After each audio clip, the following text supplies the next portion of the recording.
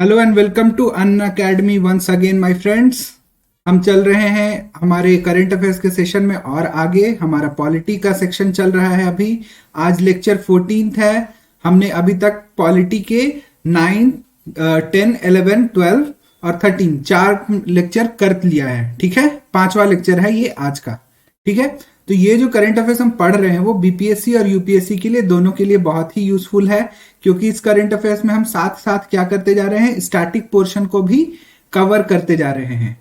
ठीक है, static portion को इसलिए कवर कर रहे हैं क्योंकि सिर्फ करंट अफेयर्स याद करके आप प्रीलिम्स में अच्छा मार्क्स ला सकते हैं, लेकिन जब तक आपका अंडरस्टैंडिंग और उस करंट अफेयर्स का लिंकेज आपकी स्टैटिक से नहीं बनता है तब तक आप मेंस में अच्छे आंसर्स नहीं लिख सकते हैं। ठीक है, तो इसीलिए हमें मेंस को भी फोकस में रखना है, मेंस को भी, क्योंकि एग्जाम तो एक लेवल का है नहीं, इसमें 3 लेवल होते हैं, प्री होता है, मेंस होता है और इंटरव्यू होता है। ठीक है, इंटरव्यू होता है, तो हमें मेंस का भी प्रिपरेशन करना है, क्योंकि मेंस का मार्क्स हमारे रैंकिंग के लिए जोड़ा जाता है, प्री का मार्क्स नहीं जोड़ा जाता है, इंटरव्यू और मेंस का मार्क्स को जोड़ा जाता है। ठीक है, तो आपका अंडरस्टैंडिंग एकदम से क्लियर होना चाहिए करंट अफेयर्स के मामले में, क्योंकि इंटरव्यू में जो पूछा जाता है क्वेश्चन वो भी आपका करंट अफेयर्स से रिलेटेड बहुत हद तक ही होता है। ठीक है, ये मैं हूं अमरेंद्र पांडे और मैं आपको अभी करंट अफेयर्स पढ़ा रहा हूं। पॉलिटी में जो जो रिलेटेड करंट अफेयर्स है वो सब पढ़ेंगे हम।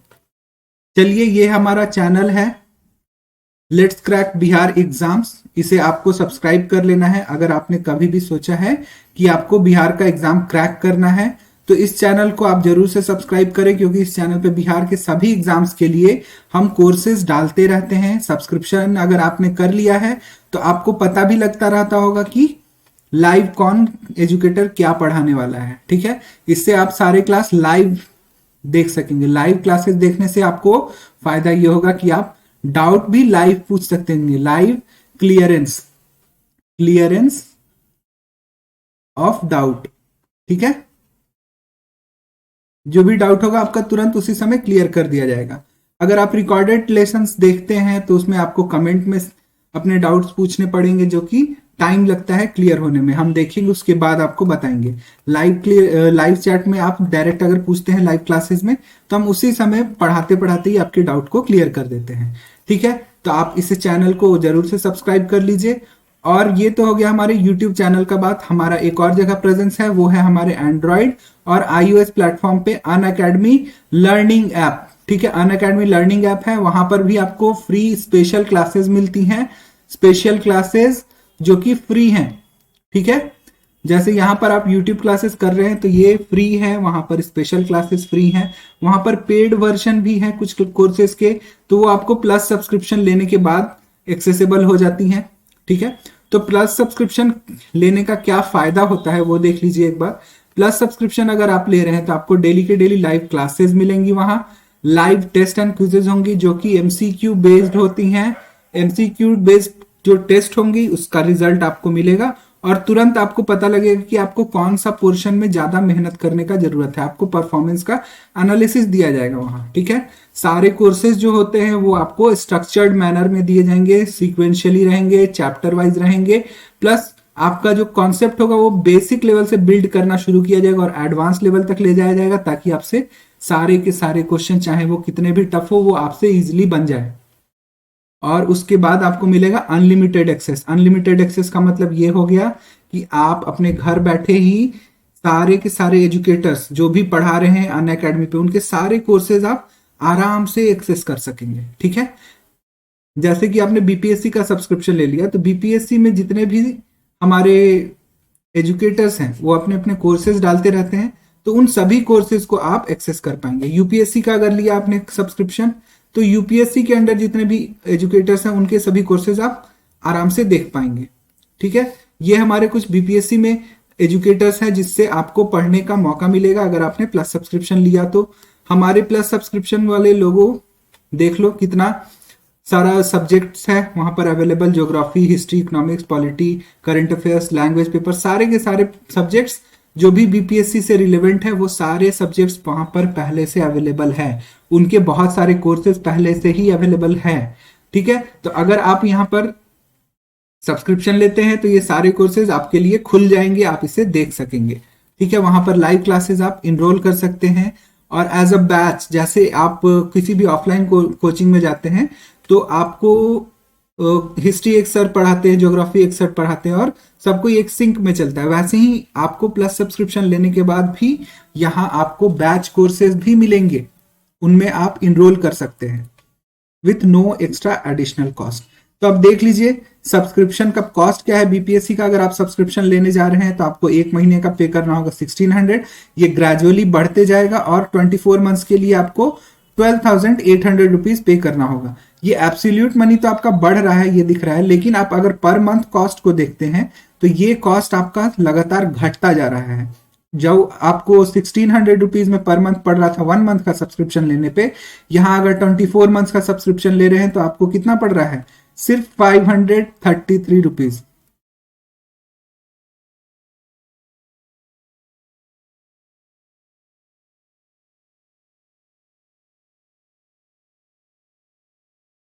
सिर्फ 533 रुपीज में आपका सब्सक्रिप्शन ये पूरा हो जा रहा है। तो इसीलिए मैं सब्सक्रिप्शन अगर कोई लेता है तो मैं सजेस्ट करूंगा कि आप 12 मंथ या 24 मंथ का सब्सक्रिप्शन लीजिए, क्योंकि इसमें आपका पर मंथ कॉस्ट भी कम है। दूसरा चीज, आपको यहाँ पर सफिशियंट टाइम मिल रहा है 12 मंथ और 24 मंथ, इसमें आप सारे चीज लर्न भी कर सकेंगे। ठीक है,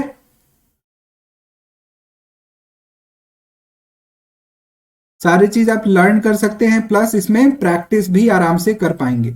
ठीक है, लेकिन ये सारी चीज जो है वो एमआरपी आपने देखा अभी तक। ठीक है, एमआरपी, अगर इस पे आपको डिस्काउंट चाहिए तो आपको ये कोड यूज करना होगा AP001, इससे आपको मिल जाएगा 10% का फ्लैट डिस्काउंट। ठीक है, फ्लैट डिस्काउंट आपको 10% का मिलेगा। और ये सारे कॉस्ट जो 12,800 रुपीज आपको दिख रहा है, ये कन्वर्ट हो जाएगा आपका 11,500 में। 8,800 जो दिख रहा है वो 7,000 में कन्वर्ट हो जाएगा। तो आपको बहुत सारा बेनिफिट मिल रहा है इससे, इस कोड को यूज करने से। तो आप इस कोड को यूज करिए, अपने दोस्तों को भी बताइए कि ये कोड यूज करे वो। ठीक है,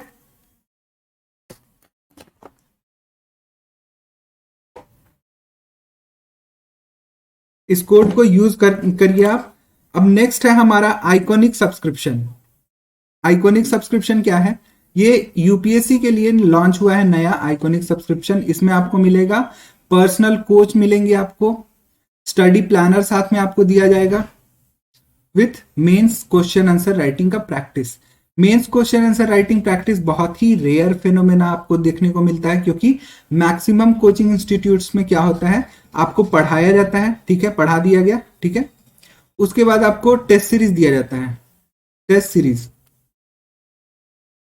टेस्ट सीरीज में आपको क्या मिलता है, कॉपी तो चेक करके मिलती है, लेकिन जो मॉडल आंसर दिया जाता है ना, वो मॉडल आंसर होता ही नहीं है असल में। क्यों? क्योंकि वो मॉडल आंसर 1500 वर्ड्स के अप्रॉक्स में लिखा रहता है। ठीक है, और इतना बड़ा आंसर तो कोई लिखना भी नहीं रहता है, इससे भी इतना बड़ा आपको नहीं लिखना है। तो आप आंसर्स में ये 1500 वर्ड्स पढ़ के क्या करेंगे, कोई फायदा नहीं। उससे बढ़िया आप दोबारा से बुक पढ़ लीजिए जिसे आपने पढ़ा है पहले, रिविजन भी हो जाएगा।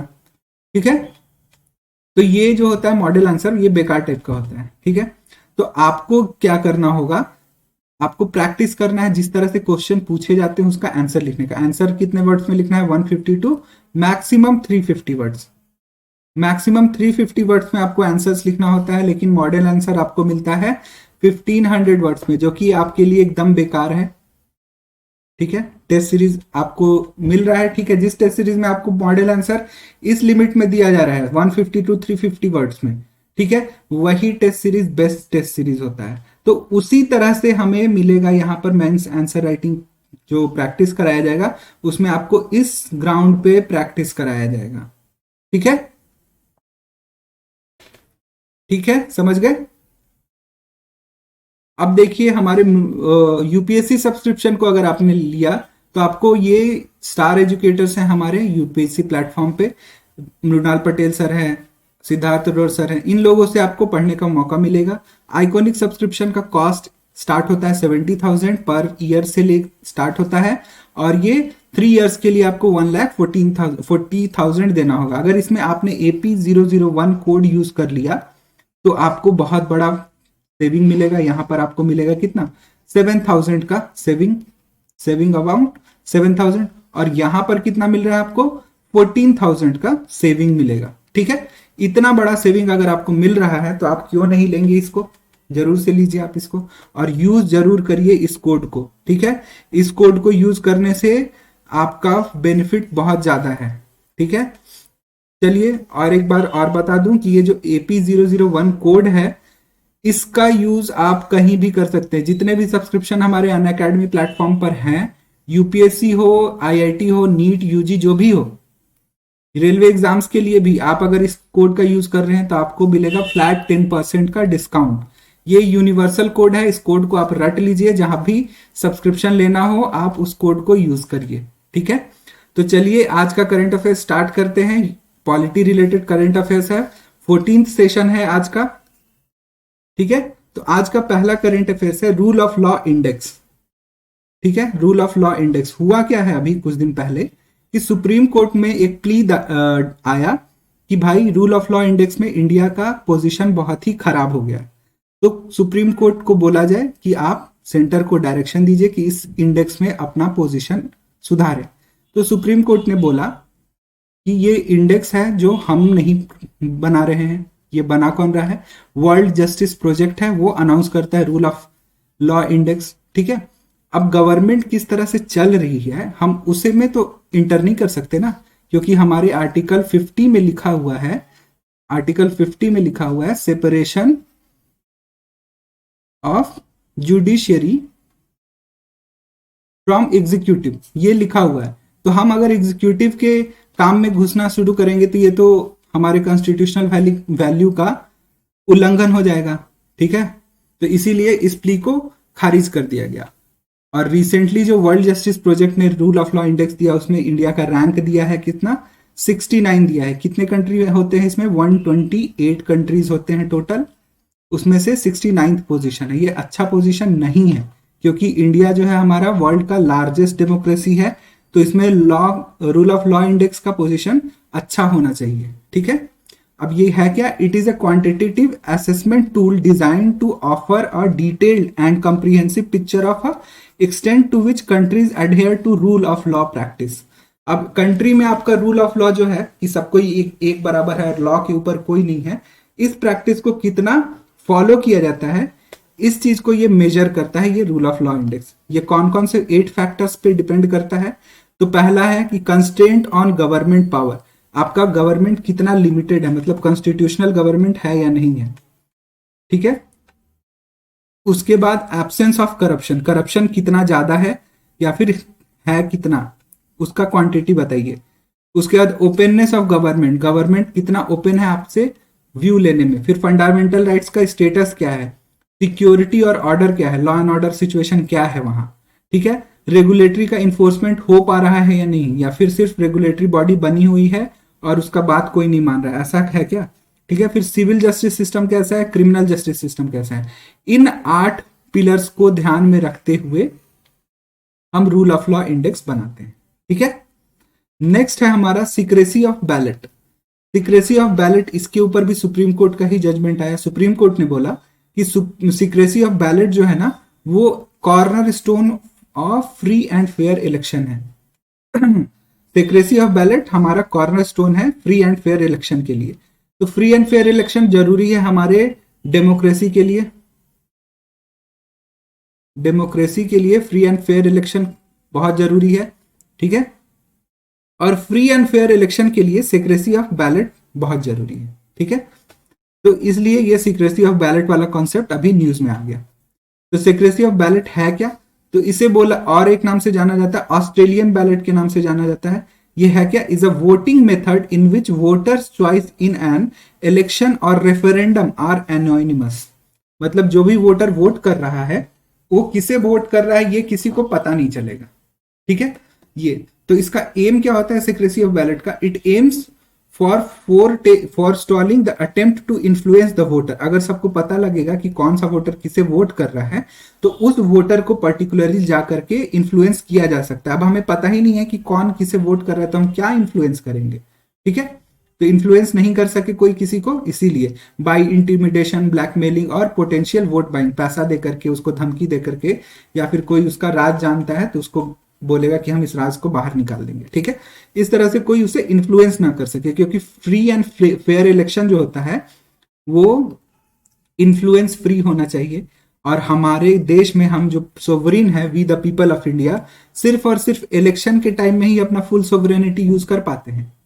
तो उस टाइम हमें अपना फ्री एंड फेयर इलेक्शन के समय अपने सोवरेनिटी को बचाने के लिए हमें अपना वोट को एनोनिमस रखना पड़ता है, ठीक है। इसका सिग्निफिकेंस क्या है? The system is one means of achieving goal of political privacy, ठीक है। पॉलिटिकल आपका क्या थॉट है उसके ऊपर, उसके लिए ये बहुत ही इंपॉर्टेंट सिस्टम है पॉलिटिकल प्राइवेसी बना के रखने के लिए, ठीक है। तो सुप्रीम कोर्ट ने बोला क्या है इस जजमेंट में, जो rule of law free and fair election में सिक्रेसी ऑफ बैलेट का इंपॉर्टेंस जो बता रहा है जजमेंट, तो उसमें सुप्रीम कोर्ट ने बोला कि that the practice of secrecy of ballot is an important postulate of constitutional democracy and referred to section 94 of representation of people act 1951, ठीक है।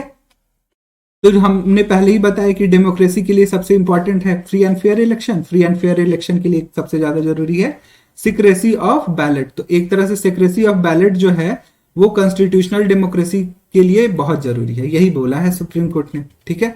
उसके बाद बोला सेक्शन जो है ये प्रिविलेज है, ठीक है। Section upholds the privilege of voter to maintain confidentiality about their choice of vote. अब इसमें कोई इसे इन्फ्लुएंस नहीं कर सकता है, उसे मन करेगा तो ही वो बताएगा, नहीं मन करेगा तो नहीं बताएगा। इसमें उसका प्रिविलेज है, कोई इस पे इसको इन्फ्लुएंस नहीं कर सकता है। और लॉ ऐसा होना चाहिए कि वो उस राइट को प्रोटेक्ट करे, वोटर के राइट को प्रोटेक्ट करने वाला लॉ होना चाहिए। तो कौन सा लॉ है भाई हमारे पास? रिप्रेजेंटेशन ऑफ पीपल एक्ट, उसमें सेक्शन 94, ठीक है, याद रखिएगा। और इस राइट को, जो सिक्रेसी ऑफ बैलेट वाला राइट है वोटर के पास, वो अगर वोटर चाहे तो खुद से डिस्क्लोज कर सकता है कि हमने किसे वोट दिया या फिर हम किसे वोट देंगे, ठीक है। जो ओपिनियन पोल लिया जाता है, ओपिनियन पोल होता है ना, हर इलेक्शन से आदमी निकलता है वोट देकर, लोग पूछते हैं कि किसको वोट दिया, तो वोटर उसमें वॉलेंटरीली अपना बताते हैं कि उसने किसे वोट दिया। अब ऐसा नहीं है कि कोई नहीं बताना चाह रहा है तो उससे कोई जबरदस्ती निकलवा लेगा कि आप किसको वोट दिए बताइए, वो नहीं हो सकता है। वोटर वॉलेंटरीली चाहेगा तो इस राइट को वो छोड़ सकता है। एक बार और देख लीजिए, हमारे बीपीएससी सब्सक्रिप्शन का प्राइस 1600 रुपीज से स्टार्ट होता है, 12,800 रुपीज तक जाता है। अगर आप इसमें AP001 कोड का यूज करते हैं तो आपको सीधा 10% का डिस्काउंट मिलता है, ठीक है। इस डिस्काउंट को जरूर से अवेल करें और मेरे इस कोड को यूज करें और आप अपना फायदा उठाएं। नेक्स्ट है हमारा सांसद आदर्श ग्राम योजना। ये सांसद आदर्श ग्राम योजना क्या है, क्यों न्यूज में आया भाई? तो ये सांसद आदर्श ग्राम योजना है ना, वो थोड़ा सा गड़बड़ हो गया है। Fail to develop Indian village, ये नहीं कर पाया, जितना इससे एक्सपेक्टेशन था उतना ये नहीं कर पाया। तो है क्या ये स्कीम? तो ये देखिए स्कीम क्या है। ये scheme was launched by prime minister of India on 11 October 2014 में ये लॉन्च किया गया था। The birth anniversary of Jayaprakash Narayan. Jayaprakash Narayan क्या करते थे? टोटल रिवॉल्यूशन वाले थे, ये सब जगह एक साथ रिवॉल्यूशन हो, ठीक है। और ये क्या चाहते थे? विलेज, ये गांधीवादी थे। तो गांधी जी क्या चाहते हैं? हमेशा ग्राम का उदय हो, ग्रामोदय, ग्रामोदय का कॉन्सेप्ट था। इसीलिए आदर्श ग्राम योजना लाया गया 11 अक्टूबर को, ठीक है। और इसमें एम क्या किया गया? बोला गया कि हर एक एमपी, जितने भी एमपी है ना, उन सबको 3-3 आदर्श ग्राम चुनना है, ठीक है। और उसे डेवलप करना है 2019 तक। 3 आदर्श ग्राम हर एक एमपी को अपने अपने कंस्टिट्यूएंसी से चुन करके बनाना है 2019 तक, ठीक है। लेकिन उसमें से एक ग्राम, एक जो गांव होगा वो 2016 तक तैयार हो जाना चाहिए। बाकी दोनों आप 2019 तक करिए, कोई दिक्कत नहीं है। उसके बाद 2024 तक में 5 और आदर्श ग्राम डेवलप करना है। हर साल में एक एक आदर्श ग्राम आपको और डेवलप करना है, ठीक है। क्योंकि 2019 में इलेक्शन हुआ, फिर 2024 तक सरकार रहेगी, तो सारे एमपी का जो रहेगा ऑफिस वो 5 साल रहेगा, तो हर साल उन्हें एक एक आदर्श ग्राम को डेवलप करते जाना है। तो इस तरह से 2024 तक हर एक एमपी क्या करेगा? हर एक एमपी के पास कितना आदर्श ग्राम हो जाएगा? 8 विलेज, ठीक है, 8 विलेज हो जाएगा। टोटल एमपी कितने हैं? 790, 790 लोकसभा प्लस राज्यसभा, राज्यसभा मिलाकर के 790 है। तो अगले 8 साल में, मतलब 2024 तक एक्सपेक्ट किया गया था कि 790 इंटू 8 मतलब कितना हो गया, 5600 6000 के आसपास का विलेज ये डेवलप हो जाएगा। ठीक है, लेकिन ऐसा हो नहीं पाया, इसीलिए ये न्यूज में आया है। ठीक है, scheme will be implemented through village development plan. जो विलेज में डेवलपमेंट प्लान आता है ना, पंचायती राज इंस्टीट्यूशन आप पढ़ेंगे तो उसमें विलेज डेवलपमेंट प्लान होता है, फिर ब्लॉक डेवलपमेंट प्लान, फिर डिस्ट्रिक्ट डेवलपमेंट प्लान। तो उस तरह से ये विलेज डेवलपमेंट प्लान के थ्रू इसे इंप्लीमेंट किया जाएगा। ठीक है, आइडेंटिफाइड ग्राम पंचायत में। अब देख लीजिए, हमें पता है एमपी 3 तरह के होते हैं, एक लोकसभा का एमपी होता है, एक राज्यसभा का एमपी होता है और एक नॉमिनेटेड एमपी होता है। तो लोकसभा का एमपी तो अपने अपने कंस्टिट्यूएंसी से आता है, इसीलिए उसे जो ग्राम पंचायत चुनना होगा वो अपने कंस्टिट्यूएंसी से चुनना होगा। राज्यसभा का एमपी जो होता है वो एक कंस्टिट्यूएंसी से नहीं आता है, वो एक स्टेट से आता है। ठीक है, तो वो जिस भी स्टेट से आएगा ना राज्यसभा का एमपी, उसे उस स्टेट में वो ग्राम पंचायत चुनना होगा। और नॉमिनेटेड एमपी जो होते हैं उसे प्रेसिडेंट नॉमिनेट करता है, वो किसी कंस्टिट्यूएंसी या स्टेट से नहीं आता है। तो वो क्या करेगा, वो किसी भी एरिया में, कोई भी रूरल एरिया हो, वो पूरे कंट्री में से ग्राम पंचायत चुन सकता है। ठीक है, ये समझ में आ गया। चलो अब नेक्स्ट आ जाओ, सेक्शन 309। सेक्शन 309 क्या है, ये न्यूज में क्यों है? तो न्यूज में ये इसलिए है क्योंकि रिसेंटली क्या हुआ है, राजस्थान का हाईकोर्ट जो था, जो है हाईकोर्ट जो है राजस्थान का, उसने बोला कि Jain practice of Santhara would henceforth be treated as suicide. ठीक है, ये संथरा का प्रैक्टिस क्या है वो मैं बता देता हूं आपको एक बार।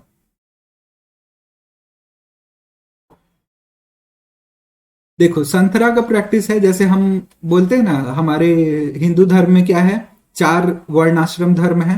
ठीक है, ब्रह्मचारी है, ब्रह्मचर्य है, फिर गृहस्थ है, गृहस्थ। ठीक है, फिर क्या है, वानप्रस्थ, वानप्रस्थ, और लास्ट में सन्यास है।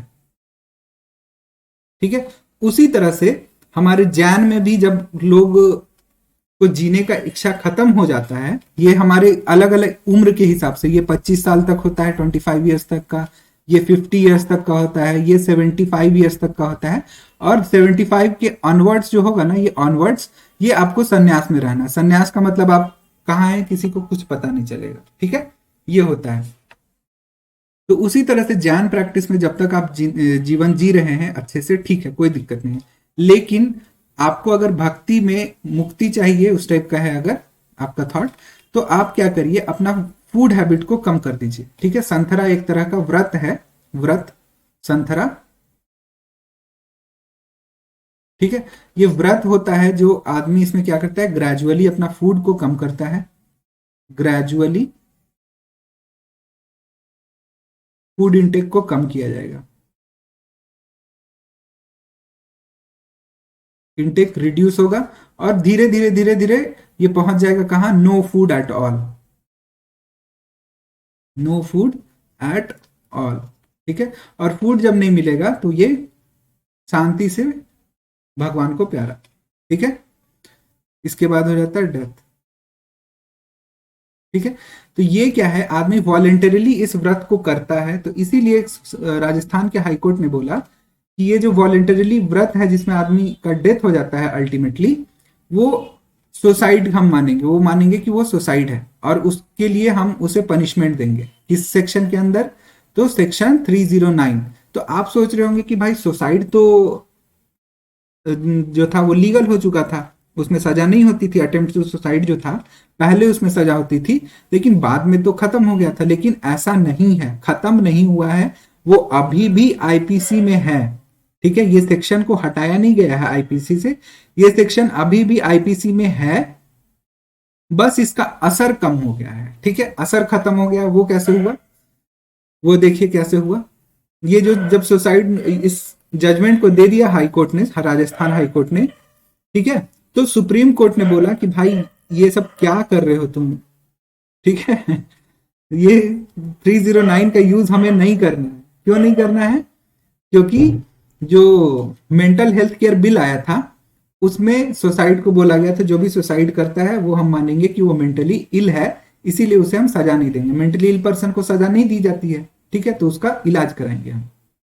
तो इसीलिए सुप्रीम कोर्ट ने बोला, राजस्थान हाई कोर्ट का इस डिसीजन को ओवर रूल कर दिया और बोला कि ये क्या आप फालतू का कर रहे हो, फिर से 309 आ जाएगा और फिर दिक्कत होना शुरू हो जाएगा, ठीक है। तो 309 में लिखा क्या है वो एक बार देख लीजिए। Whoever attempts to commit suicide and does any act towards the commission of such offense shall be punished with simple imprisonment for a term which may extend to 1 year। अब जिसका दिमाग में आ गया सुसाइड करने का, उसे इम्प्रिजनमेंट दे देने से थोड़ी वो सुधर जाएगा। मान लो किसी का जॉब नहीं लग रहा था, उस कारण से वो सुसाइड करने का सोच रहा है, ठीक है, अब उसे जेल में डाल दिया तब तो और उसका जॉब नहीं लगेगा, ठीक है। तो वो रीजन तुम्हें देखना है ना कि क्यों सुसाइड कर रहा है, उसका मेंटल स्थिति क्या है। तो ये सब चीज नहीं देखा जाता था। ये सेक्शन 309 जो है वो रिलीजियस कैनोटेशन इसमें बहुत ज्यादा है। जो आईपीसी था, आईपीसी वो क्रिश्चियंस के लॉ से बहुत ज्यादा इन्फ्लुएंस है। और क्रिश्चियनिटी में बोला जाता है अगर सुसाइड कोई करता है तो वो गॉड के खिलाफ क्राइम है, इसीलिए वो आईपीसी में डाल दिया गया कि एज ए क्राइम, ठीक है। और ये अभी भी है हमारे आईपीसी में, बस इसका असर खत्म हो गया है। तो असर कैसे खत्म हुआ? तो मेंटल हेल्थ केयर एक्ट आया 2017 में और उसमें बोला गया कि जो भी सुसाइड कर रहा है या कमिट करने का एक्ट करता है तो वो मेंटली इल है और हम उसे ट्रीटमेंट देंगे, ना कि सजा देंगे, ठीक है। क्योंकि हमें उसका ट्रीटमेंट करना है ना, उसको क्यों सुसाइड कर रहा है भाई, तुम बताओ उसका रीजन, उसे हम ठीक कर देंगे तो तुम भी रहो जिंदा खुशी खुशी। ये चीज करना है ना हमें। अब कोई सुसाइड कर रहा है उसे जेल में डाल रहे हैं, वो जेल में भी सर्च कर सकता है ना सुसाइड, ठीक है। तो ये चीज था, मेंटल हेल्थ केयर एक्ट आया 2017 में, तो उससे इस सेक्शन का, सेक्शन 309 का स्कोप बहुत ही कम हो गया। अब यूज नहीं कर पाओगे तुम आराम से। क्यों यूज नहीं कर पाओगे? ये ऐसे एब्सोल्यूट बैन नहीं है, ये स्कोप कम किया है, मतलब थोड़ा सा रीजन अभी भी बचा हुआ है, ठीक है। अब कोई मेंटली इल है तो उसे हम ये कर रहे हैं, ठीक है। अब कोई जानबूझ करके सुसाइड कर रहा है, सुसाइड बॉम्बर है, अब उसे तो हम नहीं ना छोड़ सकते हैं। सुसाइड बॉम्बर भी सुसाइड ही करता है, ठीक है, तो उसे तो हम नहीं छोड़ सकते हैं। तो वो ये नहीं बोल सकते हैं कि वो मेंटली इल है, भले ही उसका माइंड वॉश किया गया है, लेकिन हम उसे पकड़ेंगे ना, उसे जेल में तो डालेंगे। अब उसे हॉस्पिटल में लेके तो नहीं जाएंगे भाई इसका मेंटल स्थिति खराब है और इसका इलाज पहले करना है।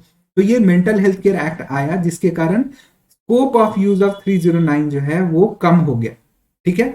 अब ये जो पनिशमेंट दिया जाता है सुसाइड वाला, अटेम्प्ट टू कमिट सुसाइड वाला में पनिशमेंट बहुत ही कम, रेयर केसेस में दिया जाता है, एक्सेप्शन होता है तो ही दिया जाता है, ठीक है। अब देखो सुप्रीम कोर्ट इन ज्ञान कोर केस 1996 में क्या बोला इन्होंने कि 1994 में एक डिसीजन आया था कि 309 को फिर से लाया जाए वापस, क्योंकि हमारे कॉन्स्टिट्यूशन में राइट टू लाइफ है, राइट टू डाई नहीं है। तो राइट टू डाई अनकॉन्स्टिट्यूशनल है, इसीलिए 309 को वापस से बढ़ाया जाए। तो ज्ञान कौर केस जो हुआ था 1996 में, उस समय भी इस सेक्शन को हटाने की बात की गई थी, ठीक है, समझ गए। तो उस समय से ये एक तरह से कहानी के तौर पे चल रहा है ये, ठीक है। अब आ जाओ पार्टी सिंबल में। पार्टी सिंबल अभी बहुत ही न्यूज में रहा है। पहला तो न्यूज हमारे बिहार में ही हो गया, प्लूरल्स पार्टी को सिंबल नहीं मिला क्योंकि वो पार्टी रजिस्टर ही नहीं हो पाई, ठीक है। और दूसरा एक केस हुआ था एआईएडीएमके का। एआईएडीएमके में हुआ क्या कि दो राइवल्स हुए एआईएडीएमके के, उन्होंने बोला कि हम ये जो 2 लीफ वाला सिंबल है वो हमारा होगा। हुआ क्या कि एआईएडीएमके में थोड़ा सा स्प्लिट हुआ, पार्टी टूट गई थोड़ा, ठीक है, कुछ मेंबर्स अलग पार्टी बना लिए। तो जो अलग पार्टी बनाए वो बोल रहे थे कि ये जो लीफ का सिंबल है वो मेरा है, और जो ओरिजिनल वाले थे वो बोल रहे थे ये मेरा है। एआईएडीएमके बोल रही थी कि ये मेरा है, तुम लोग ना अलग हुए, तुम लोग जाओ दूसरा सिंबल ले लो, मेरा सिंबल का यूज मत करो, ठीक है। तो इस चीज के ऊपर केस हो गया दिल्ली हाई कोर्ट में, ठीक है। तो दिल्ली हाई कोर्ट में बोला कि इलेक्शन कमीशन ने जो डिसीजन दिया है कि 2 लीफ वाला सिंबल है वो ओरिजिनल पार्टी जो है AIADMK उसका होगा, ठीक है। तो उस डिसीजन को अपहेल्ड किया दिल्ली हाई कोर्ट ने, ठीक है। नेक्स्ट है हमारा, इसमें और क्या हुआ था, तो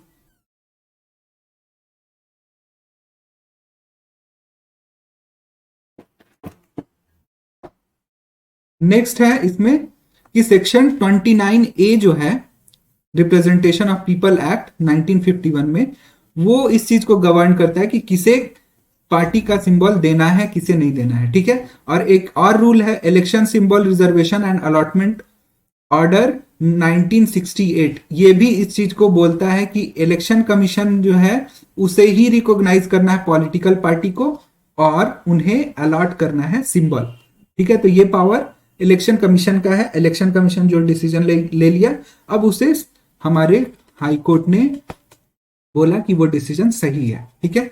और एक इससे रिलेटेड कॉन्सेप्ट है स्टेट पार्टी और नेशनल पार्टी को लेकर के। तो स्टेट पार्टीज जो होती है ना, वो क्या होती हैं, उनके पास जो सिंबल होता है वो अपने स्टेट में, जिस स्टेट में उन्हें स्टेट पार्टी रिकॉग्नाइज किया जाता है, उस स्टेट में उसी सिंबल का यूज वो हर एक सीट पे करती हैं, ठीक है। जैसे आप एग्जांपल ले लीजिए आरजेडी। आरजेडी हमारे बिहार में स्टेट पार्टी है, झारखंड में भी स्टेट पार्टी है ये, ठीक है। तो ये हर जगह अपना लैंटर्न का यूज करती है, लालटेन छाप, ठीक है। लालटेन छाप रहता है इसका, ठीक है, लालटेन छाप रहता है। तो ये इसका सिंबल हर एक सीट पे जो भी आरजेडी के मेंबर्स होंगे वो हर एक सीट पे खड़े होंगे और वहां पर लालटेन छाप ही चलेगा। उसी तरह से नेशनल पार्टी जो होती है वो पूरे इंडिया में सेम सिंबल हर एक सीट पे यूज कर सकती है। और जो पार्टी स्टेट पार्टी या नहीं, नेशनल पार्टी नहीं होती है, उन्हें क्या होता है, एक बार के लिए सिर्फ दिया जाता है चांस कि तुम एक बार सारे सीट पे अपना सेम सिंबल यूज कर सकते हो, ठीक है। समझ में आ गया।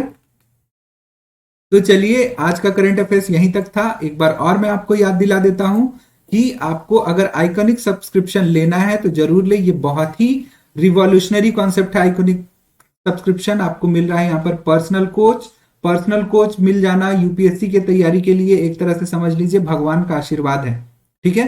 क्योंकि यूपीएससी की तैयारी इतनी रिगरस होती है कि पूरे तैयारी के दौरान आपका कंसिस्टेंसी बना रहे, ये आप खुद से कर ले, ये बहुत मुश्किल चीज है। या तो आपका संगत सही होना चाहिए या तो आपका गाइडेंस सही होना चाहिए। तो यहां पर आपको हम गाइडेंस एकदम सही दे रहे हैं, साथ में आपको प्लान देंगे कि किस तरह से आपको पढ़ना है, और उस प्लान को फॉलो कराना स्टडी कोच का काम रहेगा, ठीक है।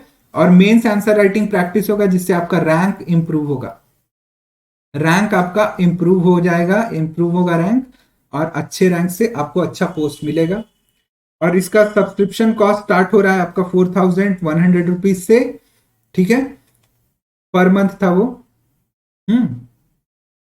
और देखिए इसमें आइकॉनिक सब्सक्रिप्शन में स्टार्ट होता है ये, पर ईयर कॉस्ट इसका देखेंगे तो 69,500 रुपीज है, जो कि अगर आप AP001 यूज कर लेते हैं कोड, रेफरल कोड, तो इस पे आपको मिलता है 7,000 रुपीज का डिस्काउंट।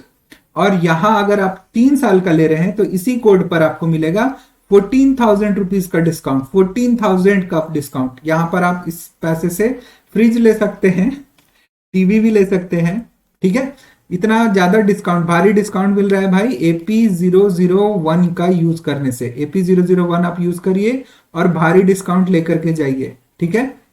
और ये AP001 है वो यूनिवर्सल कोड है। जितने भी सब्सक्रिप्शन हमारे अनअकैडमी पे अवेलेबल है, IIT के हो, नीट के हो, UPSC, SSC, bank exam, railway exam, state PSC, BPSC, MPSC, सब जगह ये यूज करिए आप।